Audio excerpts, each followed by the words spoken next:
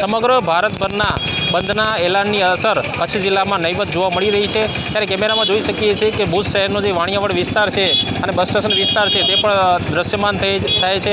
Police બંદોબસ્ત પણ ગોઠવવામાં આવ્યો છે, તે પણ એક હકીકત છે। ત્યારે કચ્છ જિલ્લા કોંગ્રેસના એક મહિલા આગેવાન સાથે વાત કરશું। ખાસ કરીને જોવા જઈએ તો આજે બંધની અસર કેવી જોવા મળી રહી છે?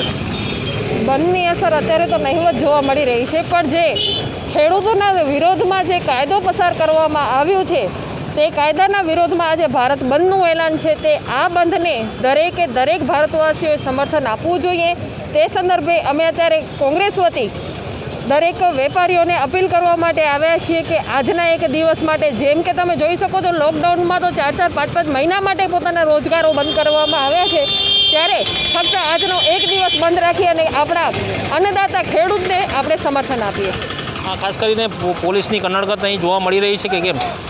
જી, અત્યારે તો એવું લાગે જ છે, કારણ કે અમે હજી અહીંયા આવ્યા છીએ અને પોલીસના કાફલા આપ જોઈ શકો છો અત્યારે ઉતરવામાં આવ્યા છે। એટલે આ ભાજપ સરકાર જે દમનકારી નીતિ અપનાવી રહી છે તે આપની સમક્ષ છે। તો આમ જોવા જઈએ તો અહીંના કોંગ્રેસના કાર્યકરો આવી રહ્યા છે અને ખાસ કરીને બંધ કરાવવા માટે પણ અહીં ફરજ પડશે।